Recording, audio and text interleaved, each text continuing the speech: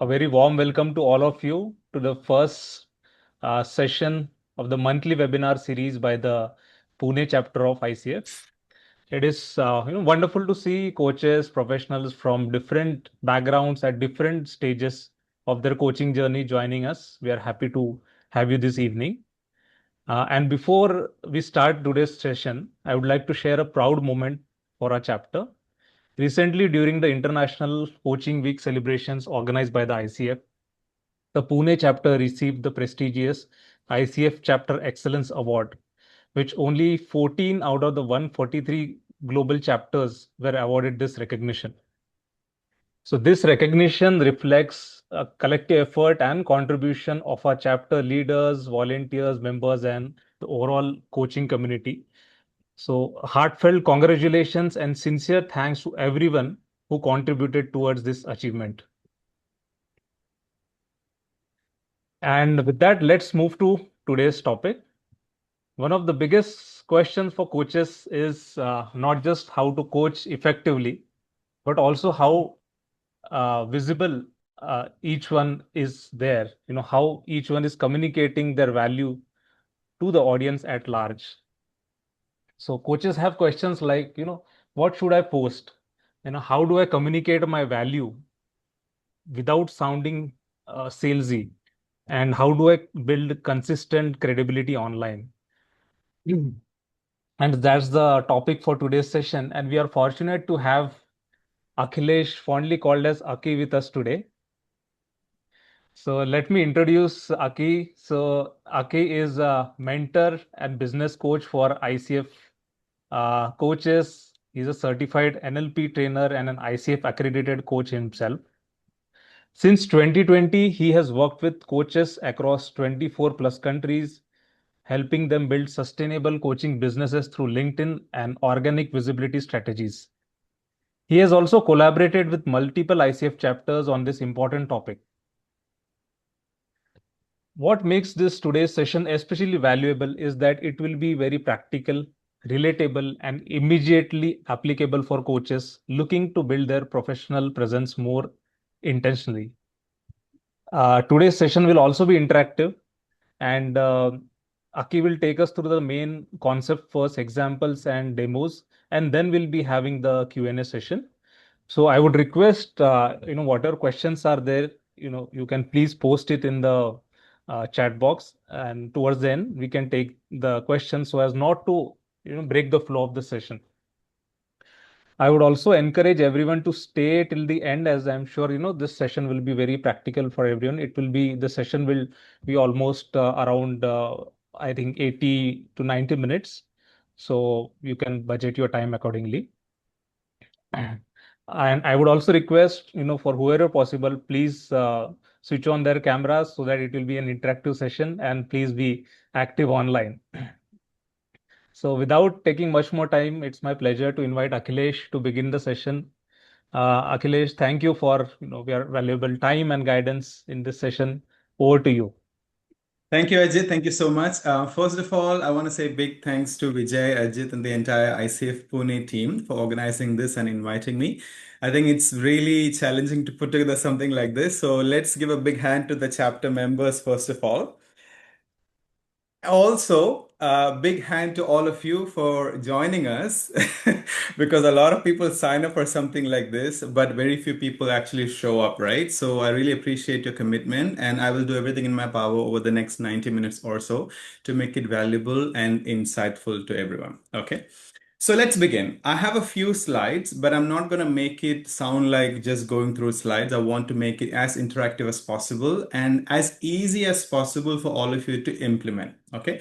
So let's start with this. One of the things that most of us know, by the way, by show of hand, or you can say in the comments, how many of you are already active on LinkedIn? If you're active on LinkedIn, put 1 in the chat.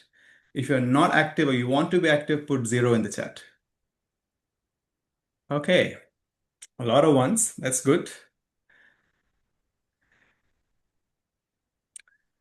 Okay, some people are not active. That's fine. So one of the challenges that we have, yeah, what I mean by active is, are you posting regularly? Do you have a clear strategy? That's what I mean, Aditya. Yeah.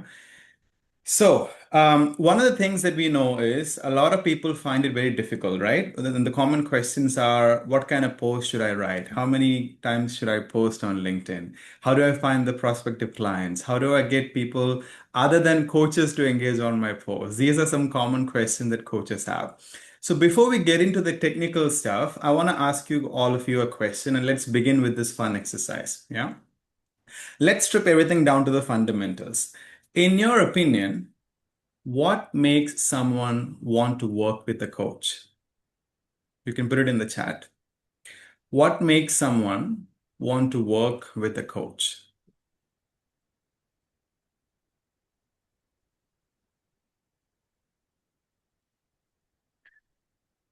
What makes someone want to work with a coach?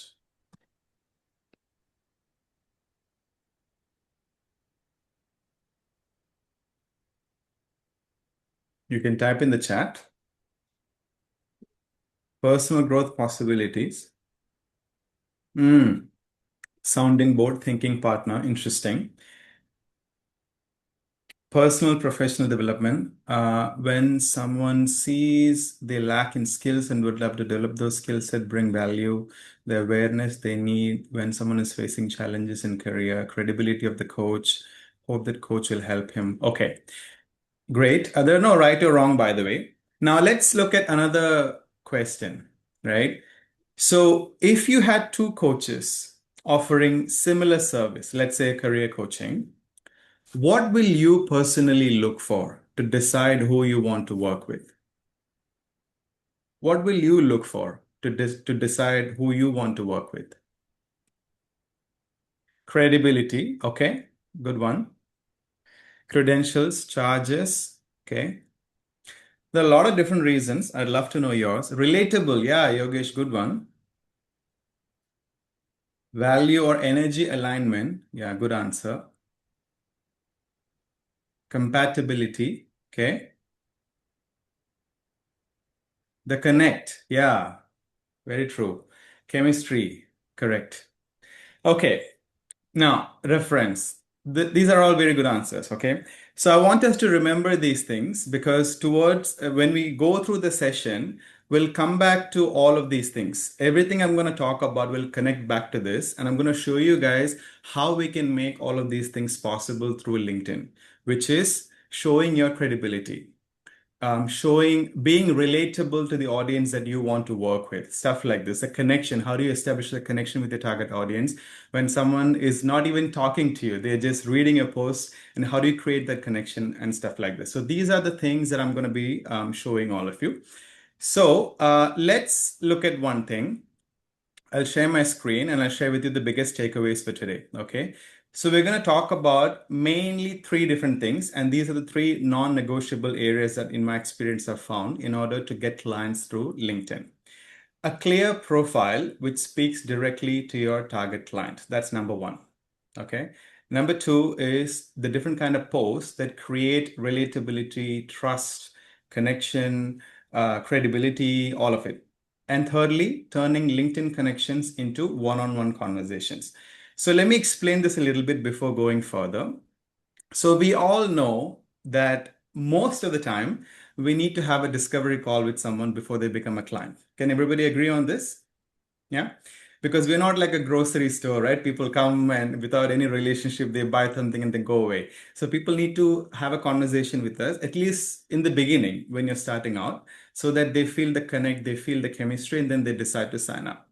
So the first takeaway for all of you is the ultimate goal of everything that you're doing on LinkedIn, contrary to what people think, it's not to get a client. This might sound counterintuitive. The ultimate goal is to talk to a potential client, is to have the first conversation. Does that make sense? Because everything that you're doing, whether it is commenting on other people's posts, creating your own posts, you want to reach a point where you turn someone from a LinkedIn connection to the first conversation, right? And in the conversation, you'll get to know them, give them an experience of coaching. And then if they like it, and if they like your offer and they connect with it, they'll convert. So that is a sales part. So we're not going to talk about that today. Our goal is everything to do with how do you get someone from a LinkedIn connection to a one-on-one conversation. If you agree with that, put one in the chat. Okay, excellent. So now that we have agreed on the goal, let's go further. So before I get into the technicalities, let's do another small fun exercise. Everybody likes to go to a cafe, right? Is there anyone who doesn't like to go to a cafe? Okay, if you don't like to go to a cafe, put your hand up. Otherwise, don't do anything.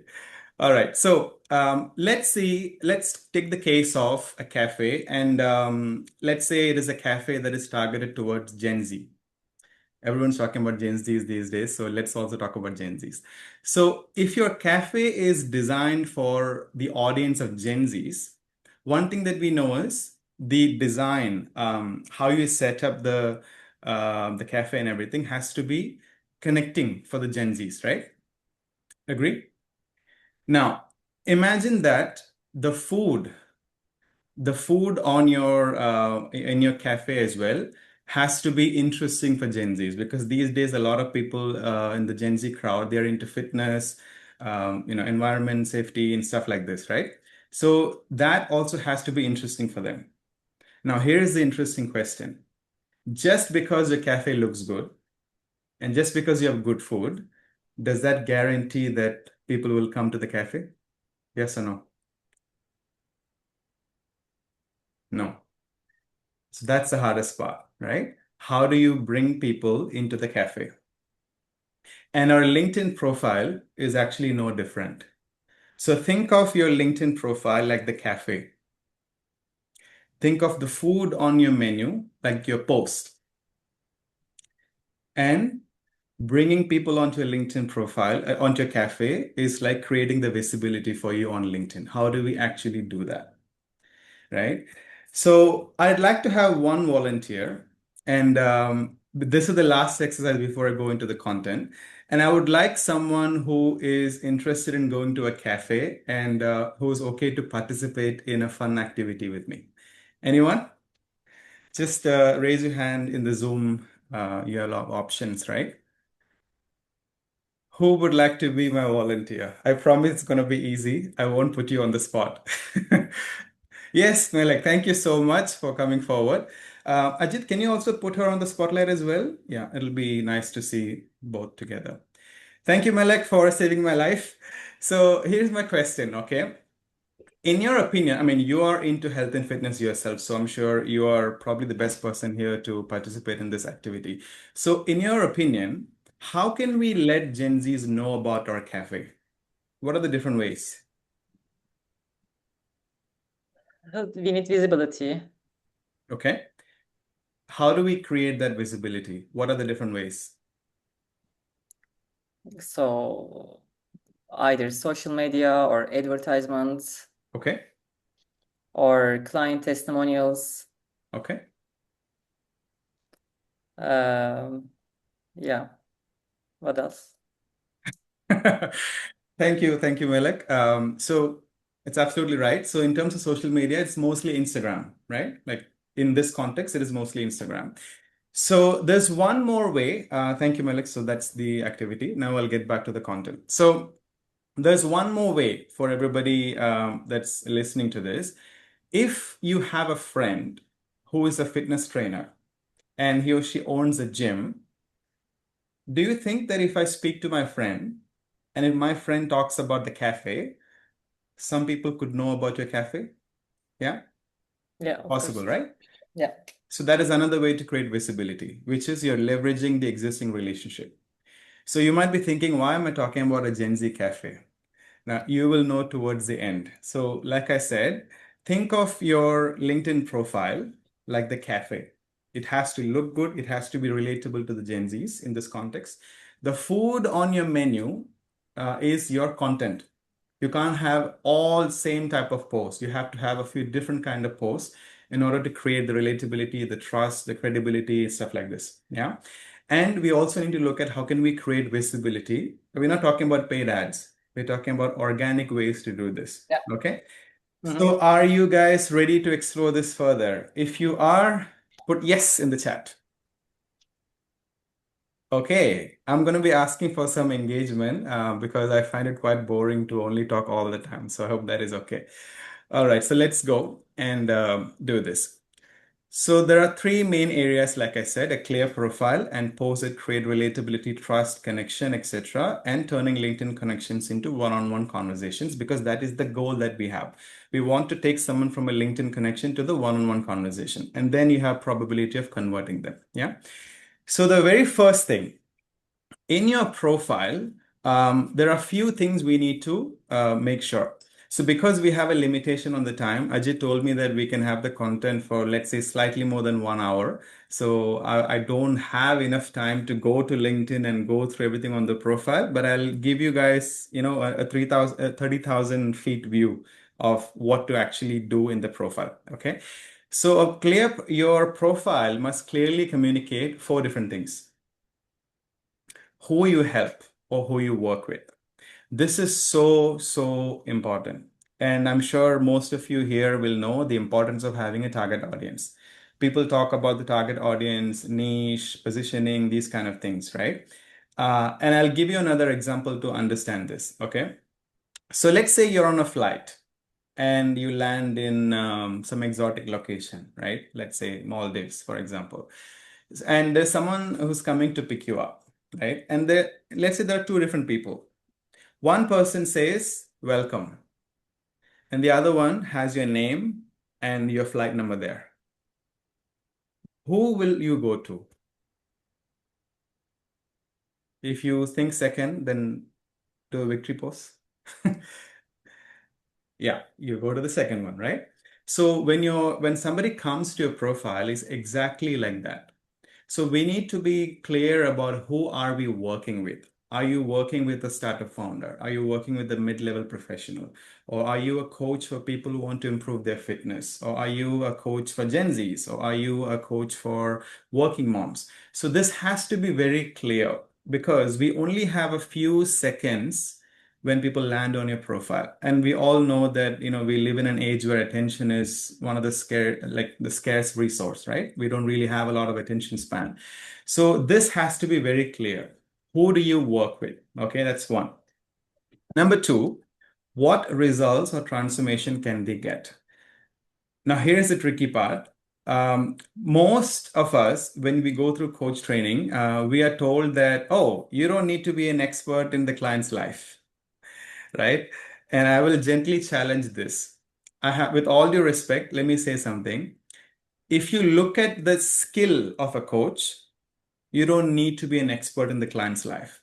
That is true. Okay. But there is a difference between coaching skills and getting clients. These are two different skill sets. Okay.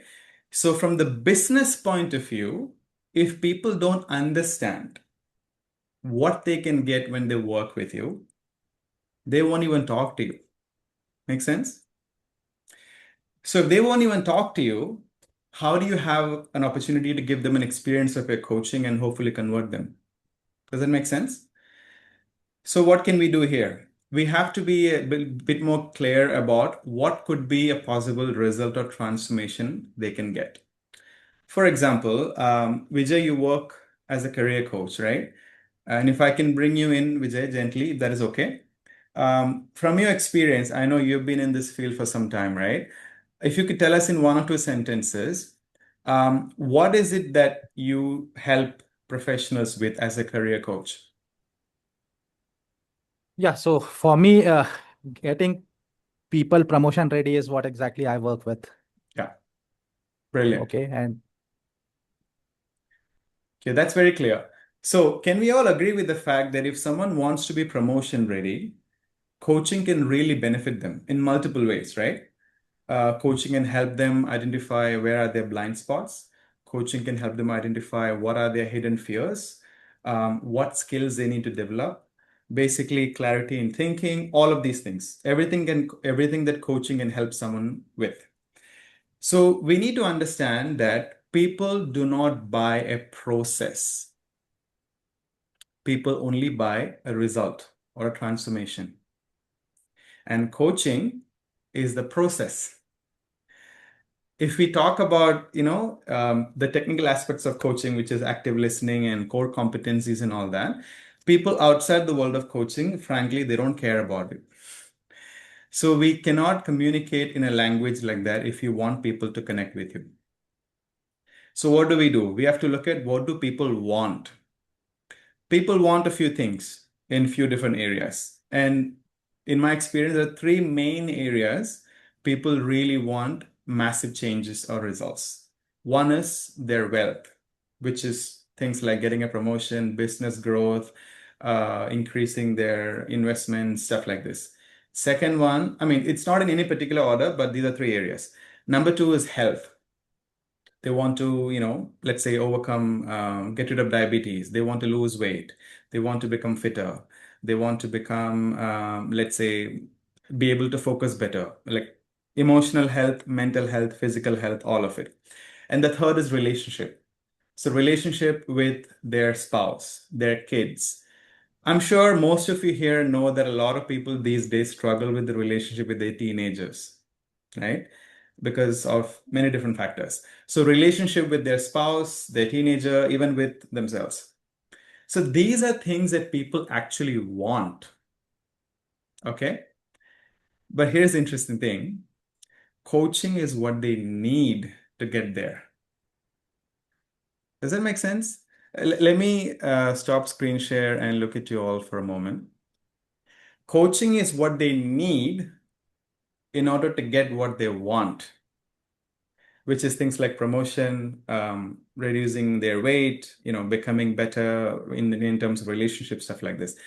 In the business context, we have to communicate in terms of what they could get. I'm not saying you promise something that is unrealistic. I'm saying we have to look at what are the results our coaching can produce for people. And if you have some sort of experience and you've coached a few people, here's one exercise that can help you. What you can do is look at the common pattern among all the people that you've coached. What major changes have they made in their life as a result of the coaching? Did they do better in their work? Did they become better as a leader? Did they, improve the relationship? So if you look at a common pattern, you will get to see what are the results people are getting because of working with you. Okay, that's one way to look at it. If you are a coach in the very beginning, the best way to know it is you coach as many people as you can, even if it is pro bono or peer coaching. And very soon you will start to see a pattern. And then that can help you to understand what could be the possible results. There is a question in the chat, Ashish. Where does career purpose drive profession or business enterprise fit in? Ashish, if you could elaborate that a little bit, please. Could you unmute yourself? I can't see you yet. Sure. Ajit, can you So, put him on the spotlight? sure. No, I can elaborate. So, I think health, finances, relationships is great. Of course, these are the top three for human Hmm. to have life. But people could have a career, a business that is driven by their purpose or a Yeah. profession, and it may not necessarily fit for me at least with the finances part. So, you could have finances Hmm. as one goal and a career or a purpose driven life as another. So does that fit or that is totally misaligned according to you? Okay, so let me tell you this, okay? We know that every area of life is interconnected, right? That all of us know. So in your question, I think one angle you could fit into is focus on either the career aspect of it, like a purpose-driven career, something like that, Mm-hmm. or the business aspect. Because ultimately what happens is if someone is able to have a career that is purpose-driven, what happens? They become happier, they become fulfilled, and their relationship with themselves improves. And Okay. beyond just making money, they have a larger meaning for their life, right? So it actually fits under the category of wealth and relationship Okay. because it is a larger thing. So I just want to make one thing clear. I don't intend to say that these areas are completely disconnected. These are connected, but in order to communicate your message properly, you have to be aware which area is your work, directly applying to. So, for example, if you are overweight and you lose weight, it makes you feel better about yourself, right? And it makes your relationship with your spouse and your kids better as well. So, losing weight has a ripple effect. Similarly, these all are connected. But my point is, without making it too technical, my point is we have to be able to communicate what results and transformation can they get. And how do we do that? We have to do that in the bio, which is the section under your name on LinkedIn. So it'll be something like, if you can communicate this in one sentence, it's even better. For example, Vijay said, I work with people to get them promotion ready. So it'll be something along the lines of, I help mid-career professionals become promotion ready, so they can have a successful career, something like that, right? So your bio, which is just under your name, and your banner, these two are so important because the banner is like the big advertising board. That is the biggest piece of real estate on your LinkedIn profile. So who do you help and what results or transformation can they get has to be on your bio and your banner. Got it. Okay. Yeah, makes All sense. right. There's another question here, but it makes sense. Okay, it was you. By the way, are you all following me so far? If you're able to follow so far, put yes in the chat. Okay. If you have questions, please feel free to ask. All right. Interesting. So let's proceed further. Now, someone said in the earlier exercise we did, what makes you choose a particular coach? Somebody said that connection, right? And one of the ways to do that is in your LinkedIn profile, especially in your about section, we have to communicate why you do what you do. What is your reason, right? And I mean, Ashish talked about purpose, right? So I believe that most of us came into the world of coaching because there was some sort of personal story connected with it, right? Something happened in your life or your career that made you want to go on a journey. Perhaps you hired a coach yourself, or when you went through the coach training program, your own transformation was very interesting. Like it was a life-changing moment for you. Something will be there. I'm pretty sure all of us have it. So why do you do that is very, very important. Okay. Vijay, if I could bring you back again, because here you are the only one that I know what you do and why you do it. So I just want to bring you in so people understand. So what is your backstory, Vijay? What is the reason why you decided to work with people to help them become promotion ready? Yeah, so so this goes back to so it was not directly promotion ready that I wanted to work with, but there's a backstory to it. So Yeah. when I completed my coach training and we were into that particular space to get that 100 hours. Yeah. Okay. So the first person whom I coached was my friend's sister, and she had done her BE as well as LLB from Narsee Monjee, Mumbai. And COVID stuck at that time, and she was not able to find the job, and her self-esteem was at a low. And it was coming in her way in many different forms, and it was not a good state that she was in. So she came for a session because my friend told you, "Hey, Karle." Okay. And I distinctly remember now, this is 3rd November 2020, 11 a.m. Just like this, we are on Zoom. She Yeah. came in. And after the initial introduction, she started crying like anything. And I did not know how to handle, because in coach training, it was never told that a coachee will cry. Okay. And for me personally, since I'm not that emotional driven person, it was very difficult to handle that space. But nevertheless, I held the fort. And after the conversation, or rather the coaching conversation was over, I just asked, what made you cry? And she said that for first time, there was a person who took her at face value rather than judging her. And that was something profound for a person like me who was judgmental. And not to say that I'm not judgmental right now, but at that time I was maybe 10x of what I am currently. And she was saying that I wanted a job and all that, and that would fix a lot of problems for me. And then we worked over the next 6 weeks, and COVID part 2 was there roughly at that time.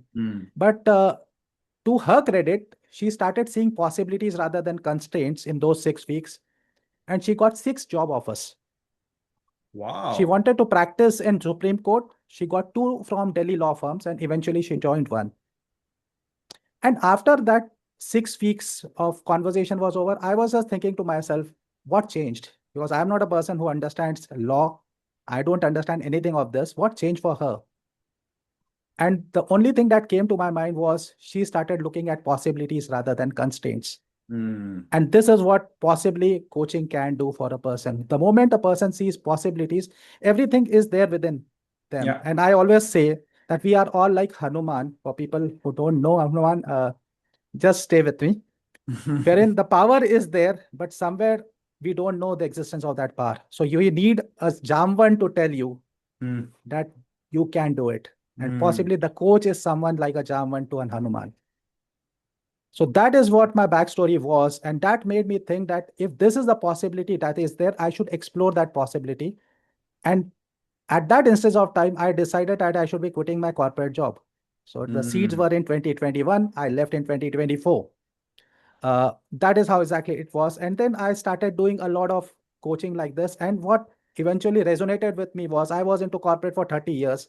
I could see this particular pattern that this lady was coming in with in multiple other forms. So I thought my niche should be people who are finding it difficult to go to the next level. And that's how exactly the backstory was for me. Wow, brilliant. Thank you so much, Vijay. Let's give him a big hand. So this is my point, right? When you have a backstory, something that communicates to people, why do you do what you do? That makes the connection. If people can see you, see themselves in your story, people can have this feeling, okay, he or she helps someone like me. He or she understands me. That is one of the biggest things that people need to feel that connection with you. And more than your credentials, more than whatever credentials you have, ACC, PCC, MCC, or anything, much more than that, the personal connection is the biggest reason why someone will sign up with you. Credentials are important, but that's not the biggest defining factor. Okay. So the last one is, this is optional, but I recommend if you can talk about it, it'll be great. How do you do it? Your framework or process. Now, let me say it again. If you're in the beginning stages, skip this part, just communicate the first three. But if you have been coaching your clients for a while, and if you have seen a common pattern of what that journey looks like for people, it'll be great if you can have your own framework or process. So in the work that I do with ICF coaches, there are 7 steps that I've identified over the last 5.5 years of doing this. So in my work, I do that. So I'm sure, Vijay, you might have noticed something that are common elements. So some sort of framework or process, it's something like the GROW model of ICF, I'm sure most of you know that. So if you can have a framework or a process, the biggest advantage of having this is coaching is a very abstract thing, right? We can't quantify it. We can't like show it to people. They have to experience it. So if you can have a framework or process that helps people understand what could that journey look like, it is very powerful. But if you're in the early stages, skip this and do only the first three. Okay. All right. So before we go to the next part about post, let's take a quick break. And does anyone have any questions about what we discussed so far? Anything about your profile or any of the 4 things? Anyone? Yes, Melek. Regarding the last bullets, Yeah. so do we need to tell our audience what the package is, or how the process is, or how should we do it in our bio, or Okay, good question. So let me tell you guys a story, right? Some of or you let me might explain it this way. So I'm a health coach. My focus is not fitness, but my clients are, older than 40, and Yeah. they need to, and they are executives, they want to be fit because as leaders, they want to show that they control their bodies for respect and then energy, etc., etc. And but we mainly work on their mindsets because it is not only nutrition, I Correct. work with executives for 4 months, and we always talk about their mindsets. There you go. So the answer to your question is already there. So this is, for example, I'll recommend something like this for you. Let's say one part of how you do it, your process could be the mindset work, which is making the shift in terms of, choosing, making better choices. And I've seen some of your LinkedIn posts as well. You talk a lot about, not sacrificing everything, enjoying your Yeah. life, but having everything in moderation. Yeah. I think this is a great message that you are giving compared to a lot of other health coaches that I've come in contact with. Some people are very extreme approach, and that is unsustainable, right? So you could talk about something like this.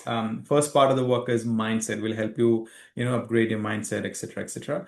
And then the nutrition part comes in, and then how do you integrate all of these things into your life so that it doesn't become too overwhelming? Something along these lines so that people understand what the journey could look like, right? Obviously, we can't predict everything that's going to happen in the coaching engagement, but we need to have some sort of clarity on what the journey could look like. Yeah. All right. One more question, and then we can go to the next part. Anyone? Shripad has a question. Fourth variable in equation in what appears to be overcrowded space. Everyone is talking about one, two variables mostly. In such case, which variable will help you stand out, process, or why? Short answer, I don't know. And the long answer is you have to write what is your lived experience. So, Shripad, there is a connection between the third and the fourth one, your why, your backstory, and the fourth one, which is how you do that. So, if you can communicate what is your reason for doing what you're doing as a coach, that will connect to what is the framework or the process that you're using as well. And the people who connect with that message, they will want to have a conversation with you. So we'll soon talk about the kind of post, what kind of post we can write, etc. But that's the answer to your question. All right. Ajit, is it okay if I continue? Next part? Yeah, go ahead. Okay, great. I think if I miss any questions, just let me know, okay? All right. So now that we know your profile is like your cafe, we have to talk about the food on the menu, right? Which is your post. So in the beginning, we did a small exercise where everybody said what makes somebody choose a coach is connection, credibility, trust, credentials, stuff like that, right? So the objective of the four different kind of posts I'm going to share with you is exactly those things. Not in any particular order, but it encompasses everything. So the first type of post is called internal conversation based post. Now let me explain what this is, okay? I'll stop screen share. So can all of us agree on one thing? Whenever something is bothering you, whenever you have a big problem in your life, in any area, we tend to have an internal conversation about it. Okay, everybody agrees with this? Yeah? So, one of the most powerful ways to write a post is what is called mirroring the internal conversation of the prospective client. Why is this important? Is because we want our prospective clients to know that we understand them. We're not talking about coaching, okay? Let me be clear. Your LinkedIn post is not to talk about how great coaching is. We know coaching is great, but remember that our clients may not care about coaching and what coaching is, and that is okay. They just need to experience the benefits of it. Yeah. So we have to communicate this message that we understand what they're going through. We understand the internal conversation that's happening. So I'll give an example. So last year, I worked with a coach in one of my programs, and he's an ACC coach. So he works in career transitions. And I asked him a question, what is it about career transition that really excites you? So what he said is, when you're in the early stages of a career, you tend to grow faster. But as you get to senior positions, the growth slows down. And he wanted to write a post about that from his experience. So the headline that we created for that post is, why does growth slow down when you get to senior positions? Do you see how simple this is? It mirrors the internal conversation of the people that he wants to help, which is people going through career transition. Okay. Now, another example, this is from a PCC coach I'm currently working with. So she is somebody who works with women leaders who go through a lot of transitions, both in their personal life and professional life. So what she was saying is she has more different cities across India and a few other countries as well. So every time she made a change in her location, there was a lot of disruption in the routine, in getting settled with the new place, the colleagues, the new offers, etc. So her mindset was very disturbed, and she did not have anyone to support her through this process for a very long time. So she wanted to write to women who go through exactly these things. And one of the posts she wrote was, why does my routine go for a toss every time I have a transition? I'm only talking about the headline, by the way. Okay. And in the body of the post, which is the main piece of the content, she wrote about what she went through and what was her challenge and how she was able to overcome that because she had a coach. And the call to action was one line. If you resonate with this post, and if you're going through a transition like this, feel free to reach out. So she implemented this approach, and within about 5 days or so, she got 2 clients. By the way, I'm not promising that, okay? This is only probability. I will not talk about anything that is a promise. Pretty much nothing has any guarantee in life, right? I guess the only thing that we can guarantee is Trump is crazy. Everything else, pretty much, there's no guarantee. So we're only talking about increasing the probability of resonating with our target audience so that we have much more probability of being seen, being understood, and then people talk to us, and then eventually they become a client. Yeah. So that is the objective of this post. The internal conversation post is basically about one main thing, and the goal of the post is relatability. We want people to understand that, oh, this person understands me. So they relate with me. Okay. So a mistake to avoid in this type of post is keeping it vague and not specific to your audience. So what that means is you have to take a real life context. It could be a career transition. It could be a personal loss. It could be a business not growing. It could be a relationship with their kids. It could be anything. But you have to take one clear context from their life and write a post which mirrors that conversation. And the call to action can be very simple. Don't give 3, 4 call to actions, which is follow me, reach out to me, email me. Don't do I've seen some people doing this. So just keep it simple. If you want them to follow you, just say follow me for more. If you want them to reach out to you, just say that. Okay. So before we go ahead, anyone has a question on this, the internal conversation based post? Anyone?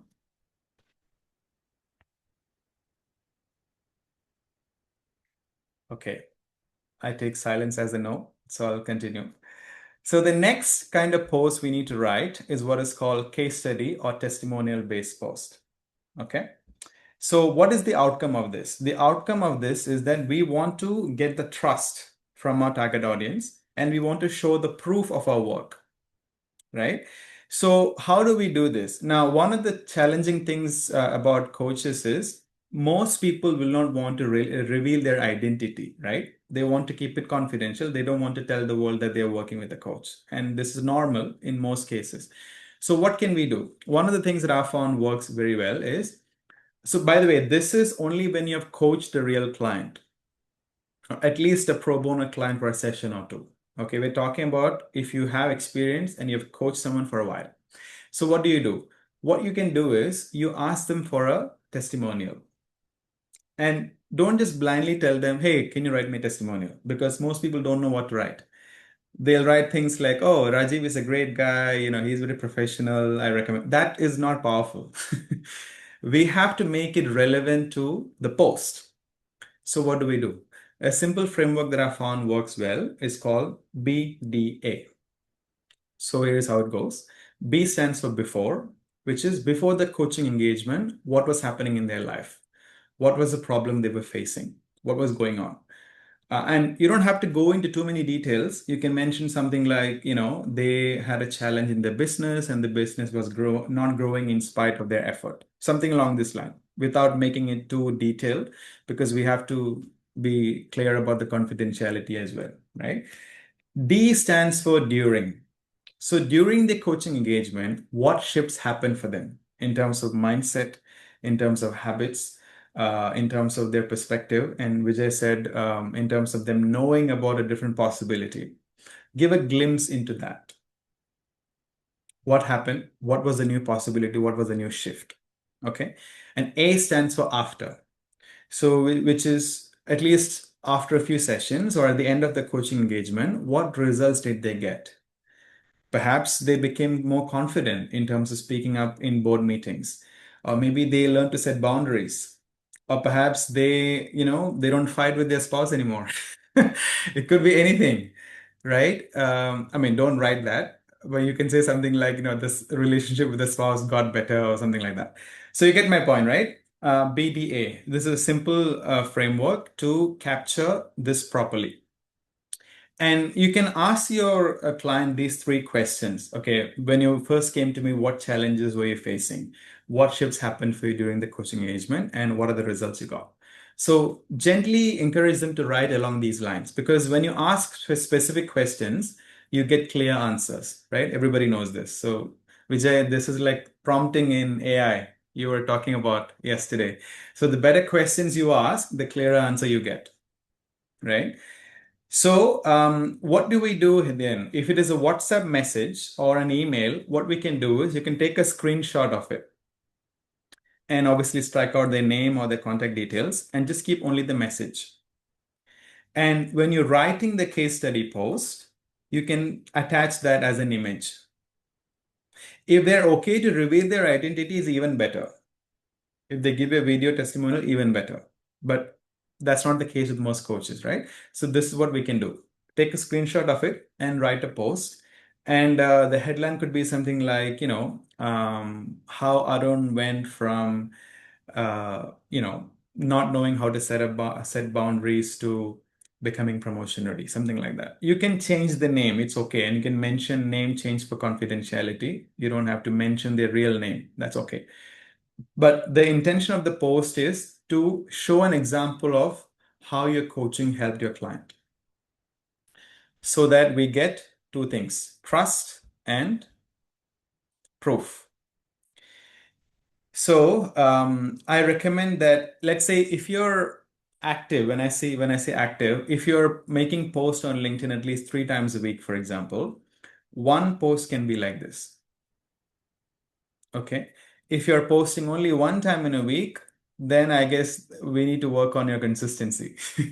What kind of post you make is not the most important thing, is to improve the consistency.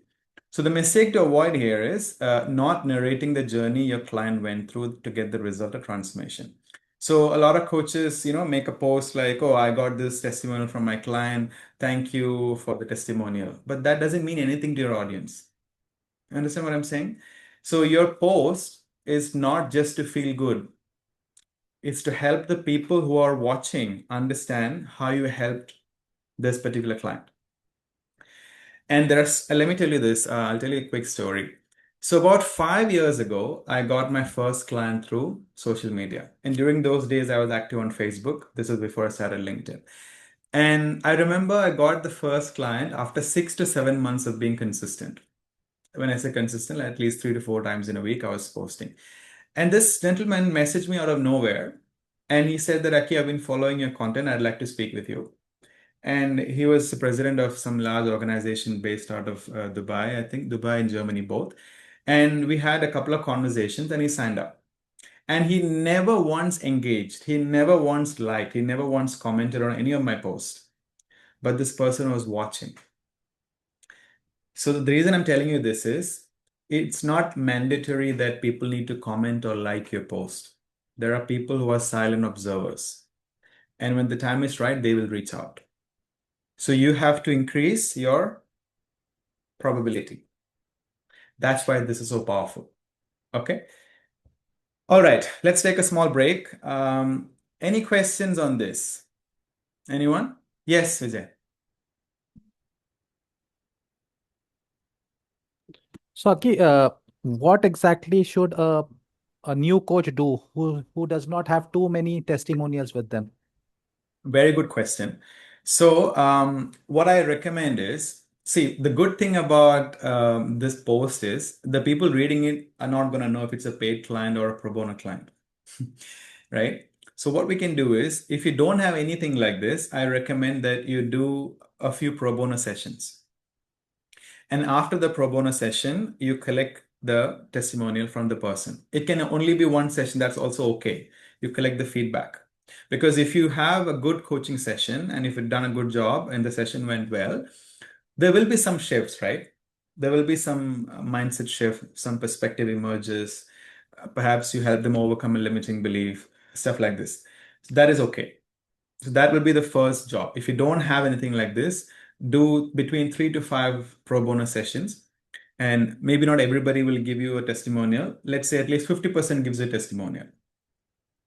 Then you can write something like this. Yeah. If they are okay to give you a recommendation on LinkedIn, it's even better.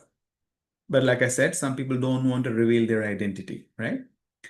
So yeah. Any other questions on this? Oh, we haven't heard from a lot of people. Hi, Are you guys Akhilesh. still there? Who was that? Saurav.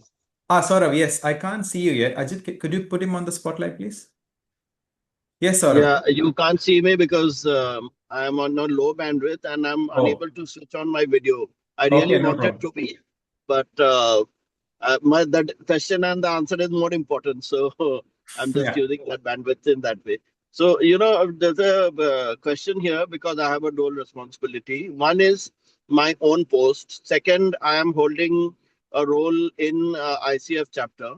Mm-hmm. So when we are making a post, often there is a discussion that there are multiple things for us to let our community know. The community could be those who are part of our account already and those who are not Mm-hmm. in open public. Now, because of that, sometimes what happens is we don't know how to space out the posts because people feel that the reader might be confused or would be seeing too many things happening from our side and will not know about how to or what to prioritize. Mm-hmm. So, did you have any experience around this? That how much should be the spacing out between posts? How frequently for one event should we be communicating? What is more impactful? Any experience around that? Yeah, very good question. So I'll give you a couple of pointers based on my experience. So number one, when you make a LinkedIn post, there is an option in the settings where you can make it only to your connections, or you can make the post anyone on LinkedIn. You can figure that out. There's an option like that. So if it is okay for your chapter members that you only show your post to your members, that is one way. So that not everybody on LinkedIn will see that, because now LinkedIn has made some changes that people not even in your connections can see your post based on the interest and stuff like that. Let's not go into that, but it is possible now. Okay. Yeah, That's one way, Saurabh. The other way is so the thing is, what I've observed is most coaches are not using LinkedIn for their own personal branding and client acquisition. you're Um, right. yeah, they are just, I mean, I think most people don't even know why they're using. There's no clear goal. So what you can do is, if you can speak to the chapter members and tell them that you are seriously using this for your business purpose, and Yeah, if there's an agreement between you and them, what you could do is you could promote the events privately yeah, through your email or your WhatsApp or even personal messages on LinkedIn to the people who might be true. interested, and not put that on your post. Right, These are right. two things that I've seen as possible. Right, right. Yeah. No, good point. Absolutely. This option in LinkedIn to give it only to members, I knew it was there, but I never thought of using it in the manner you mentioned. Good point. Yeah. But Thanks. now you know. That's good. Yeah, now I know. Of course. Okay. All right. Thank you, Saurabh. Thank you for the question. So let's continue. We have half an hour more before Ajit stops me for Q&A. So let's continue. So the third kind of post is a personal story, a reflection or learning from your life.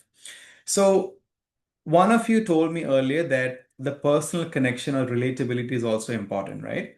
So if you only talk about work stuff, that is at some level a bit boring as well. So we want to humanize our representation on LinkedIn. We can't only talk about work, work, work all the time, right? Because we are in the space of connecting with a human being.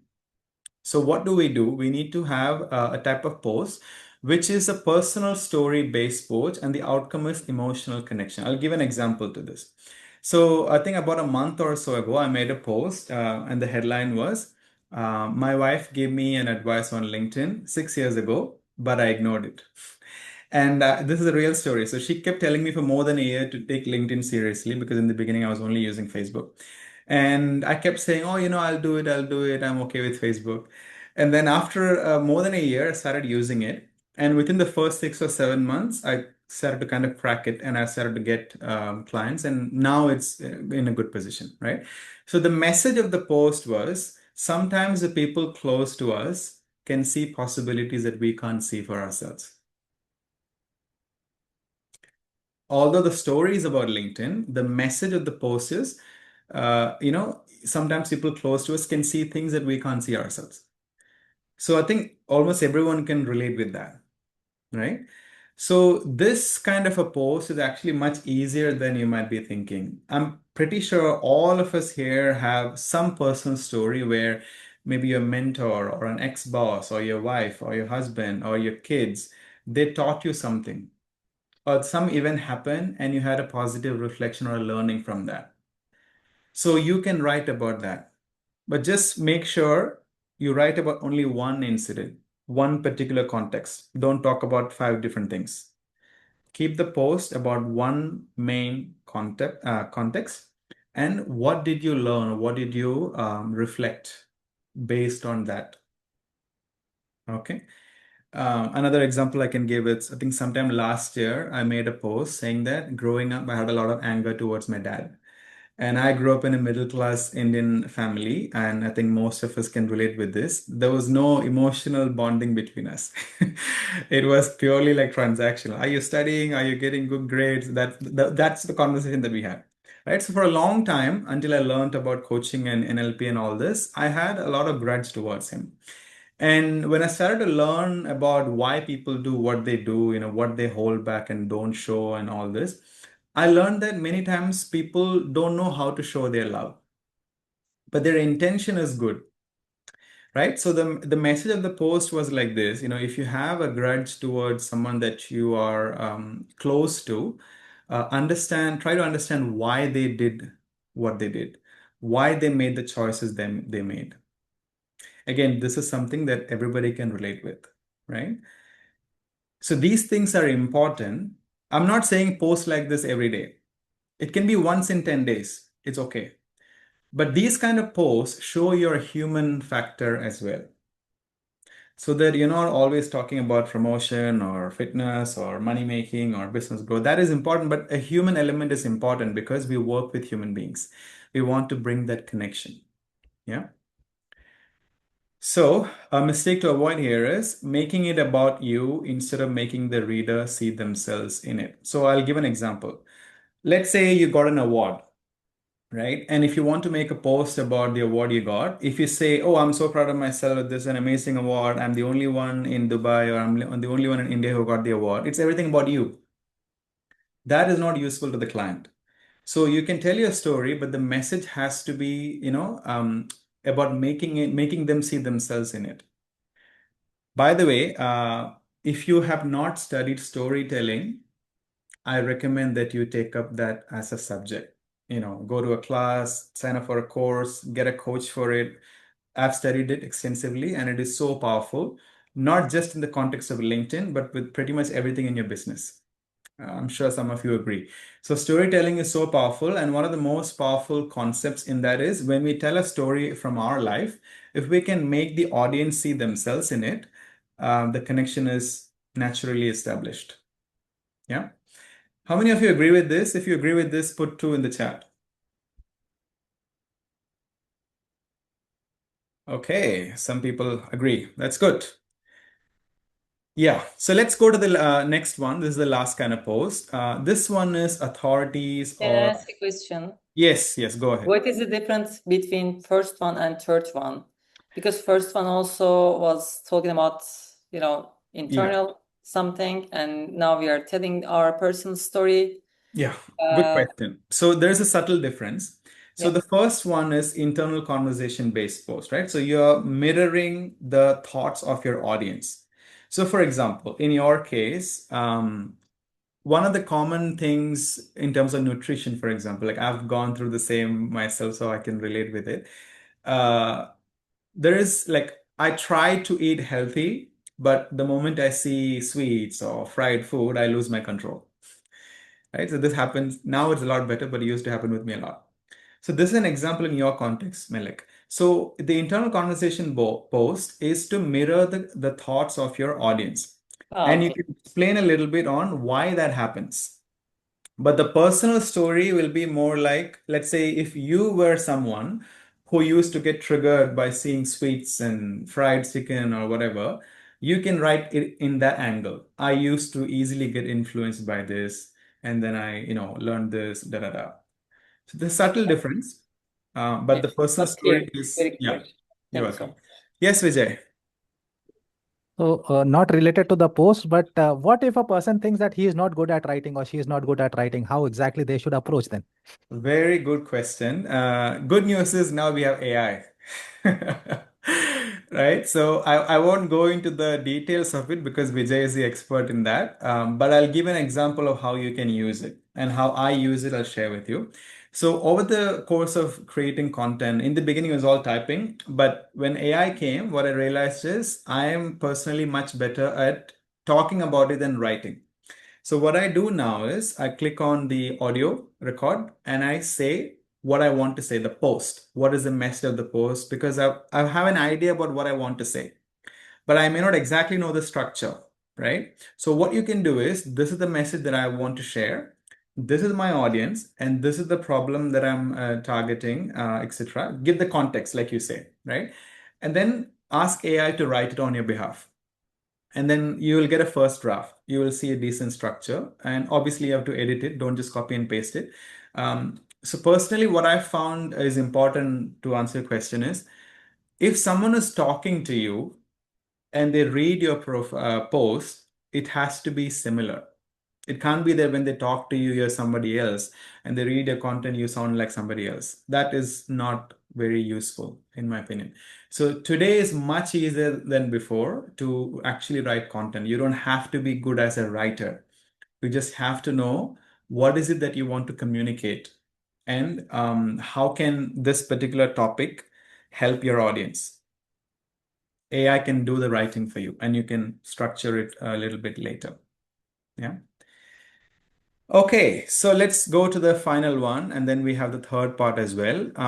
So the last kind of post is authority-driven post or sharing insights. So this is, for most people, the easiest kind of post to write. Okay, so the outcome is credibility and positioning. So what that means is this is the kind of post where you can go directly to the content. For example, if you're somebody who helps startups get funding, you can write like, 3 mistakes that startup founders make that stop them from getting funding. If you are in the career space, you can write, 4 skills to develop in the AI world to get promoted. So these are things that are based on your experience and what you know well. So I'll go back to one point I mentioned earlier.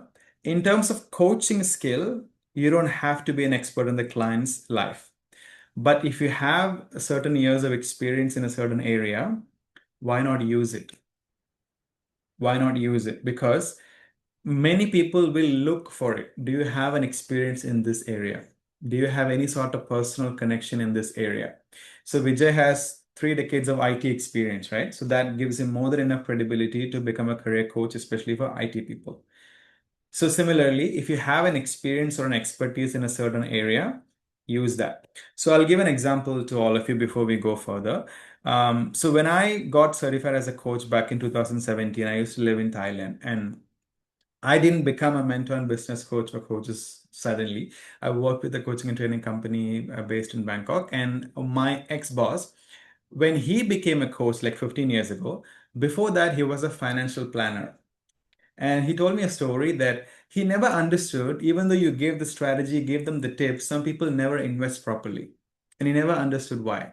When he became a coach and he studied all the why people do what they do, he understood the psychology, the mindset. After getting certified as a coach, what he did is the first few clients he got from the financial planning space. And he positioned himself as a wealth coach. So he used his coaching skills and he used his skills as a financial planner as well. Because now he has both the technical skill and the mindset part. Does that make sense? So I'll share one more thing. I think this is a big misunderstanding a lot of coaches have. Just because you are trained in coaching, it doesn't mean that you should offer only coaching. So what I mean by that is if you have an experience in a certain area, you can use coaching as one of the tools in your toolkit. Because most people don't wake up in the morning thinking, I need a coach. They're thinking about their problem. They're thinking about how to find a solution to their problem. So look at coaching as one of the tools in your toolkit. If you have an experience in other areas, combine that because that is so powerful because people buy what they want, right? And what they want is ultimately relief to their problems and they want a certain result or transformation. Yeah. So let's go to the last section. All right. So now we talked about one thing in the beginning, right? Our ultimate goal is we want people to have a conversation with us. We want to turn a LinkedIn connection into a one-on-one conversation so that we can increase the chances. So in LinkedIn, in my experience, there are three ways to turn LinkedIn connections into one-on-one conversations. Okay. One is getting more profile views. Number two, you reach out to potential clients. Number three, potential clients reaching out to you. And before I go further, let me ask you guys a question. In your opinion, which among the three you have least control on? What do you guys think? Among the three, which one do we have least control on?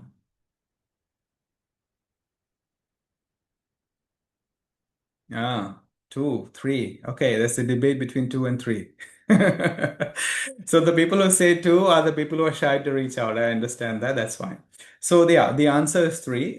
We don't really have much control over people reaching out. But we can have a degree of control on, especially number one. So I'm going to tell you how to do that. Okay.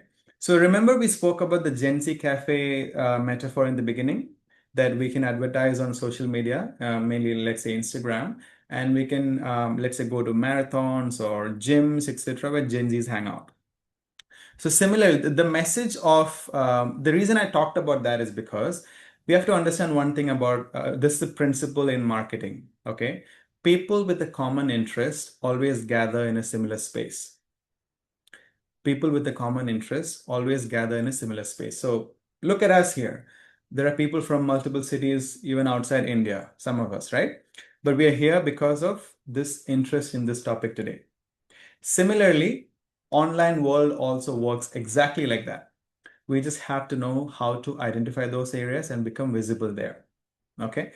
So let me tell you guys another example. How many of you know Simon Sinek? Simon Sinek, anyone? Yeah. So if you don't know, he is one of the leading figures in the world of, leadership and all that. So he talks a lot about that. There are a lot of conversations happening. So one thing we need to understand is there are conversations already happening related to your area of interest, your niche. And we just have to become active there. So how do we do that? And how can we get more profile views? If you have your target audience, let's say startup founders, IT professional, working moms, women leader, whoever it is, engage directly with the target audience. If they are active, if they're making posts, I recommend that you set aside some time every day to engage with their post. Because without having any sort of relationship, you can't just reach out one day and say, hey, would you like to be my client? We can't do that, right? We have to build a relationship. We have to build trust. So what we do is if they are posting, we can engage with their post and make a thoughtful comment, something like sharing your perspective, a lesson that you learn, etc. Okay. Second, you can engage on the post of authority figures. So, for example, in the world of IT, Vijay, Narayan Murthy or Satya Nadella, these are people who are authorities, right, in IT. So many of these people have active LinkedIn profiles. So look for the authority figures in your area and look at who are the active people because they will have posts and they will have a lot of comments as well. So if you make a comment there, what happens is their followers get to see you. And if they like the comment that you've made, what do? They click on your profile. right? And they click on the profile and they come to your profile. And in the beginning, we spoke about 4 things that you have to communicate on your profile. Who do you work with? What results are transformation? Why do you do it? And how do you do it? If they connect with that, chances are they may directly book a call with you if you have a call button available, or they may follow you or want to connect with you. I promise you guys this is one thing I can guarantee. If you do this, if you implement what I'm talking about, you will definitely start to see more connection requests and follows. And over a period of time, some people will become your clients as well. This is something I can guarantee. This works. Okay. The next one is engage in groups your target audience are active. So I remember about 4 or 5 years ago, I used to be really active in an ICF coaches group, and someone there was asking about how do you actually get clients. And I used to comment there, sharing what I know. And there was a gentleman who sent me a connection request because he saw me in the group. And about 4 or 5 months later, he signed up with me. This is because if you know the groups your target audience are a part of, and if you participate in the conversations, they will want to connect with you. Okay. Are you following me so far? If you're following, put yes in the chat.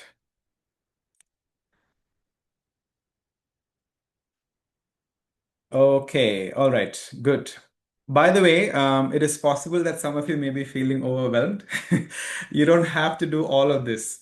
Yeah, just start with any one thing and then add the others a bit later. By the way, Ajit, you can share the presentation. I've sent it to you. If somebody wants access to it, please send it to them, no problem.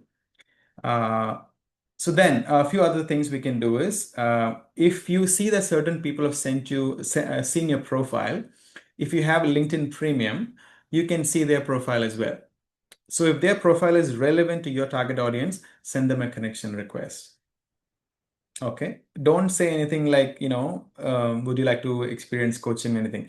Just a thoughtful message. I saw that you view my profile and I thought it'll be nice to connect on LinkedIn. A very simple introductory message. Do not pitch in the first message. Do not ever pitch in the first conversation because nobody likes that. Okay. So let's go and talk about the second thing now. You reach out to potential clients. This is something that most people have a really hard time doing. So I've talked about a few things that are very practical. Okay.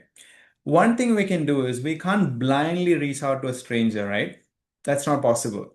So what do? If there are some people who engage on your profile, who engage on your post fairly frequently, let's say they're engaging for 2 weeks or 3 weeks, at some point, what happens is they're familiar with you.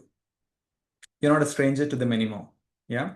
So what can happen is you can reach out to them and initiate a conversation. By the way, please remember this. As a coach, in order to improve our business, it is very important to initiate conversations. I'm not saying pitch in the message. I'm saying you have to initiate conversations because unless you talk to people, there is no way you will know whether they could become your client or not. So we need to be genuinely interested in connecting with people. It's a very, very important skill. Okay. So what you can do is, if someone is commenting and engaging fairly frequently, you can reach out and say something like, "Hey, Melek, I hope you're doing well. We have been interacting for a few weeks now on LinkedIn, and I'd love to have a conversation." And the intention of this is just to get to know them. And you'll be surprised many times, and obviously they're going to ask you, right, what do you do? So if that sounds interesting to them, many of those conversations will lead to client engagements. This is a very organic progression. This is not a fast track way or anything. This is very organic. This is very real. And it is slow because you will have to give that space for the trust to develop. You can't force these things. Yeah. That's why I mentioned focus on building relationships, not immediate sales. So I've had experience where I connected with somebody and this person signed up to work with me 2 years later. So this also happens. Okay. And this is a fact. I'm sure some of you will agree. Some people will want to connect with you, but they are not ready to sign up immediately. And that doesn't have much to do with your ability as a coach. It is mostly about their readiness. When they're ready, they sign up. Okay. So the last one is potential clients reach out to you. So there's only one way to do this. We have to be consistent with our posts and create content that sparks conversation. So if you can have a good variety of the 4 different kind of posts we spoke about, we increase the probability of people reaching out. So there's someone here with us. I can't take the name. And she reached out to me when I made a post a few days ago on LinkedIn about this webinar. And she messaged me privately saying that I'd love to attend this one. And you can't really control these kind of things, right? But if you're consistent with your post, if you have value in your post, people will reach out. Okay.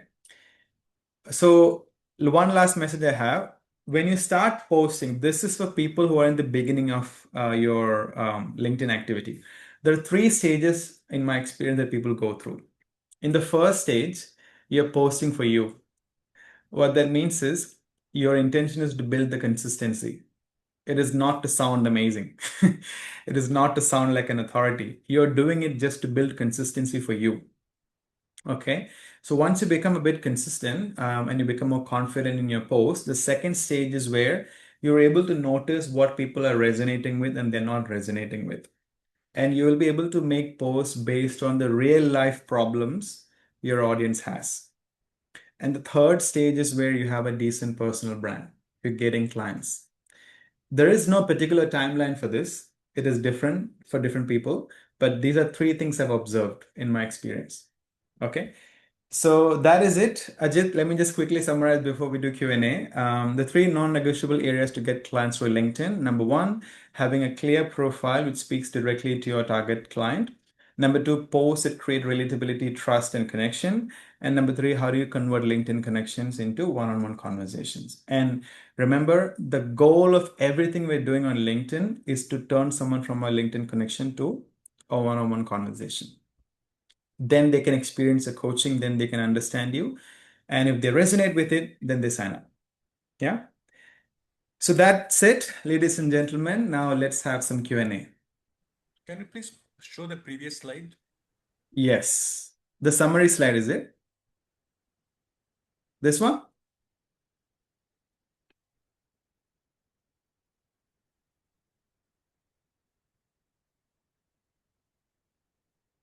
Okay, so who has a question? Can we get the presentation? You said so, I guess. Ajit? Yeah, sure. I'll email to all those who have attended today. Thank you so much. So Yeah. what do you think about cold outreach? Hmm. Okay. My answer to this is you have to be clear about the outcome of your cold outreach. And what I mean by that is if you are reaching out and saying that I'm offering this and are you interested, it is not very good in my opinion, because I'm sure most of us here are getting messages, spam messages. So once somebody perceives you as you're spamming them, it is very difficult to change that perception. So do not reach out offering your services. But if they are engaging with you, if they made a comment, you could reach out by having a conversation. And like I said, this is very important in our field. It is very important in our business. We have to be genuinely interested in knowing people. You don't need to talk to them for 2 hours, but have a brief conversation to get to know them. And then, client engagements happen as a result of that. I have a few experiences so Yeah. far. One day, one of my friends, old friends from the university time, he texted me. He said, Melek, I want to talk to you. I was like, what about? He said, coaching. And we had our discovery call on that particular day because he reads my posts. As you said Yeah. earlier, Yeah. he doesn't like anything, doesn't show his support. But then on that particular day, after discovery call, we had our first session. He signed up right away. And Amazing. another guy, he started to follow me, and I reached out to him, and we start talking, and then he became my client. But again, what you say is correct. Cold outreach, it is irritating. Yeah. I just say thank you very much for accepting my connection request. So, can you prioritize your health? You know, it doesn't work. But this Yeah. agency that I'm working with for Instagram, they say sooner or later cold outreach should, help. But again, LinkedIn is different. LinkedIn is Yeah. different. Yeah. You need to nurture it. You need to nurture Correct. it. Absolutely. Thank you. You're welcome. Yes, Vijay? So not a question, but something that I want to share with the larger audience. So on LinkedIn, most of you would be having a premium, I guess. Okay. But my experience with premium was not too great, uh, personally speaking. So I started availing a service of Sales Navigator. Okay. Uh, Now the advantage over there, and this is for the people who would like to explore it. Advantage of using a navigator is you can come to know, you can have a filter as to who are the people who are active in the last, say, 1 month or 15 days. It makes a larger sense to send a request to them rather than sending to a person who is there on LinkedIn, but he is not possibly active. So you end up possibly chasing the wrong audience, Yeah. thinking that the audience exists based on the criteria that you have actually sorted for you. So in case you feel like you want to build something, your business around LinkedIn, maybe for a month or so, explore Navigator. It is slightly costly, but definitely will require the cost if you get one good client. Yeah, thanks, Vijay. So I'll just make one point here. Remember, we spoke about the 3 stages you go through. So what Vijay just said, I recommend that if you're in the early stages, that you're not very active on LinkedIn, you don't know what to post, I recommend you work on your consistently building the habit. You build the habit first, then you go for these things. But if you're fairly active and you want to take it to the next level, absolutely, Sales Navigator is a really good resource. Yes, Saurav? Am I audible? Yes, very clear. Oh, nice. So, Akhilesh, something which I have been struggling and thinking about is on LinkedIn. If I have two kinds of posts, one post is clearly about my profession, that's okay. But sometimes people do post things which are happening at personal front. They are interesting things. They are sometimes educative, as you were giving example some time back. You want to share a life lesson or an experience. So, are there any boundaries as to what kind of things generally people put or appreciate on LinkedIn if I am posting something which is on the personal front? Mm, okay. I've gone on a tour and I've picked up some experience there and I want to post, Yeah. or I've done up my house and I want to put something related to that and insight I got while doing that. So those are personal front things, but I'm connecting it to my profession. That much care I'm taking. But are Yeah. there any guidelines or guardrails around this? Yeah. Yeah. So I'll just say one thing. One point we spoke about in the session is we have to let the audience see themselves in your post, right? So if your post is talking about your achievement or your, let's say a new house or vacation, if the focus of the post is that, it's not very good for the audience. You can bring in your personal, what happened in personal life, but if the message is valuable for the audience, that is okay. Does that answer your question? Oops. Yes. Yes, Okay. absolutely. I mean, what you are saying is the connection has to be built while creating the post. That Yeah. care needs to be taken to keep the connection. Yeah. Correct. Because we need the connection, right? Without the connection, I don't think anybody It will will sign up not as look. before. Yeah. Yeah. Yes, Yes, Ajit. Akhilesh. Yeah. Thank you. Thank you, Saurav. Yes, Ajit, I see your hand up. Yeah, hi, Aki. So I Yeah. wanted to get your views on LinkedIn events. Mhm. Uh, what, what's your view in terms of how effective are they to drive engagement? Something like a LinkedIn Live. Yeah. What's your take on that? I have only done very few events. I don't do it these days. And personally, what I don't like about LinkedIn events is there is no way to capture the leads coming from there, like capture the information of the people. It is very difficult to keep track of it as well. So, from a point of view of effort versus the result, I did not find that very valuable. So, I would say if you are, so it depends where you are, right? If you have built a decent personal brand, if your posts are getting good impressions and all that, then you can try. What I would say is you will only know when you try it, right? One tip I will give you, Ajit, is when you're doing this event, just take a look at who is active, who has joined. Because once they leave, there's no way you will know who attended or who did not. So if you can, let's say, take a picture or screenshot of it, then that is good because then you can reach out to those people later and thank them for the event, attending the event. But from a pure if effort versus result point of view, I did not really like it. So I'll share a personal experience. Yeah. I don't know if it will give us too many insights. On Mm. LinkedIn Live, I did one maybe 6 or 7 months ago. I did a 101 on coaching. Yeah. So there were a lot of registrations. I Okay. think some more than 300 plus, but uh, barely 10 or 12 people actually showed up. Right? And interestingly, I got a client through somebody who did not show up, who had just registered. Huh. Yeah, and that could be beginner's luck, like I'm saying, and that's why I was wanting to know if there are any better ways of doing it. But Yeah. I think, but I Mm. think what you said at the end is probably what there is to it. I think you have to just try and keep iterating. Yeah, so the thing is, every audience has a certain behavior on LinkedIn, Ajit. So, for Mm. example, coaches are one of the most active groups on LinkedIn. They like to share their journey, reflection, comment on each other posts.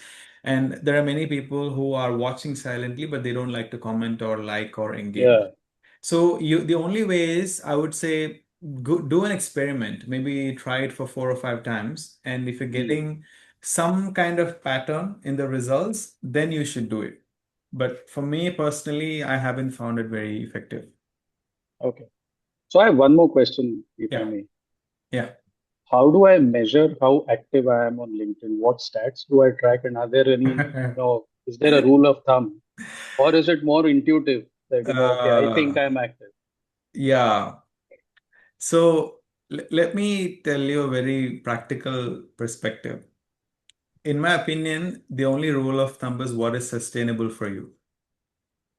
Because I don't think there is any limit to this. There are people who are doing maybe 10 times of what we spoke about today.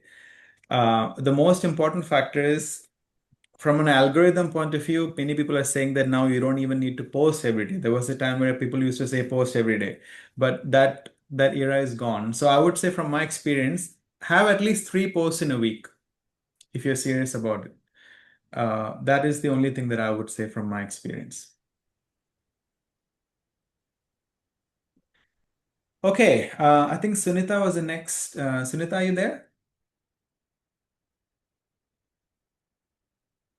Uh, yes, Shripad, go ahead, Yeah, please. I'm there. Oh, sorry, sorry, Shripad, I'll go to Sunita and then come to you. Yes, Sunita? Sorry, Shripad, it took me a while to unmute myself. Uh, so I'm a new, I would say, certification wise, I'm new, Hmm. and from a business perspective, I'm new. So what I'm experiencing right now, and I'd like to probably see if it's nothing to do with the content that you've shared today. It was really good, but when you go in the marketplace, there are so many types of coaches available. Mm-hmm. Okay, and what I've realized is that in the discovery call, I am constantly just telling them how ICF is different from any other coaching.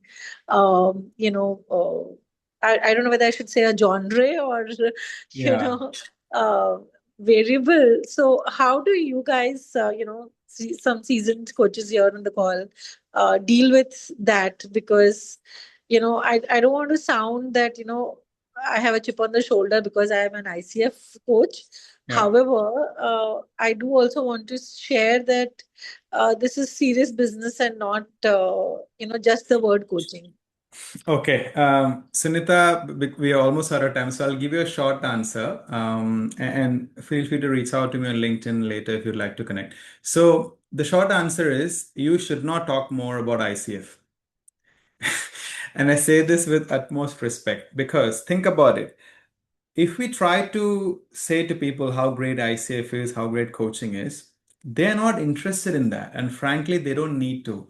So people buy only what they want, right? So your entire conversation should be about getting them an experience of your coaching. Understand the problem that they have, give them an experience of your coaching, and if they like it, then they sign up because the main factor that decides whether they sign up with you or not is the connection that they have with you. If that happens, probability is they will sign up. If that doesn't happen, then maybe you're not the right coach for them, then they're not right client for you. But don't talk too much about ICF and how great they are and all that. I mean, I'm saying this with all due respect, but people in the outside the world of coaching don't care about those things.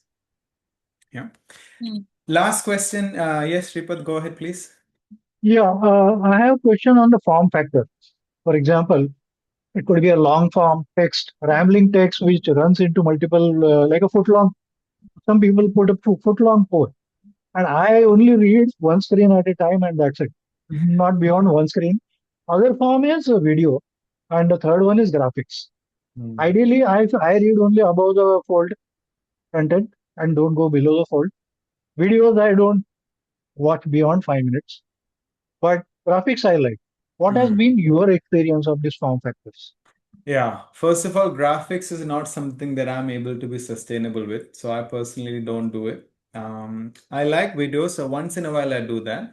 But my experience has been the format by itself doesn't have much influence. I mean, it is important, but the format by itself doesn't determine much. It is, again, going back to the fundamentals, right? Are you clear about who your audience is? Are you clear about what your positioning is? Are you clear about what people can get when they work with you? If these things are clear, that is enough. Because I know I'm following some creators who only make text-based posts. They have no video, no graphics, nothing, but they're very successful on LinkedIn. That's because they have a clear target audience, clear positioning. So I would say, Shripad, go with what you can be sustainable with. If you don't personally read more than one screen, then your post should also be like that. Try to keep it the way that you personally connect with. Yeah. Ajit, let's take a group picture now. Yeah, sure. Just a Yeah. second. I'll just remove the spotlight. Yes. Okay. Thanks for the comments. Everybody can do a thumbs up, something like that. Yeah. If possible, everyone can come on the camera. Actual thumbs up, yes, not the virtual one. Yes, thank you.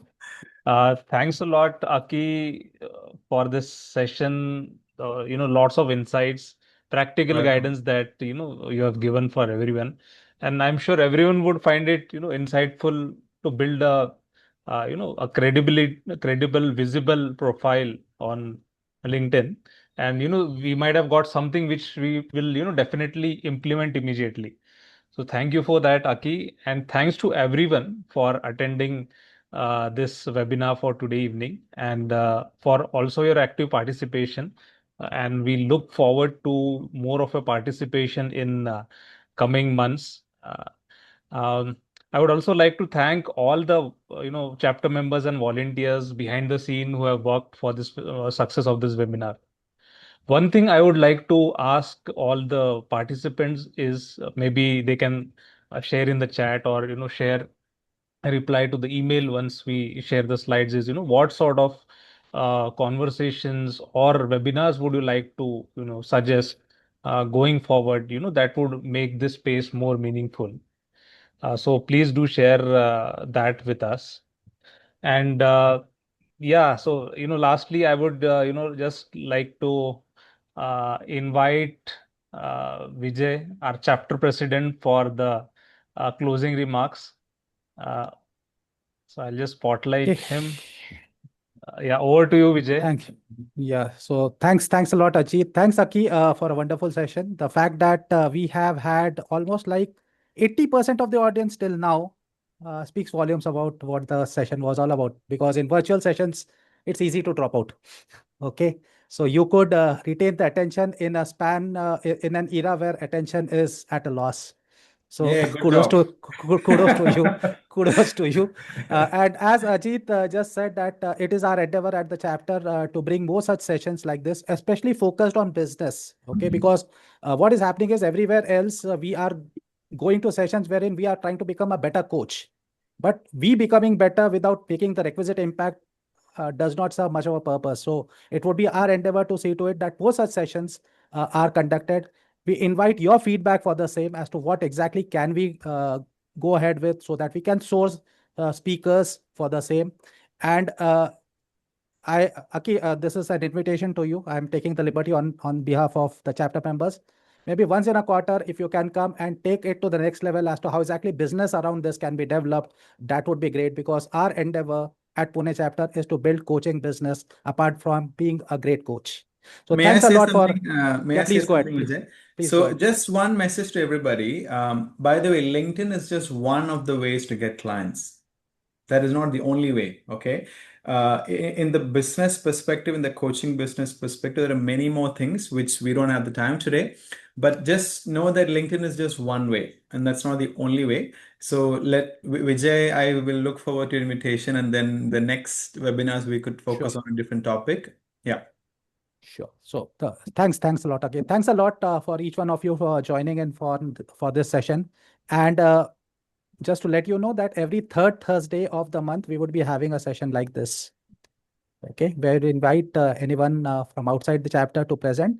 And we are going to have some initiatives within the chapter, wherein the chapter people can meet and they can share their knowledge amongst each other, amongst the members itself.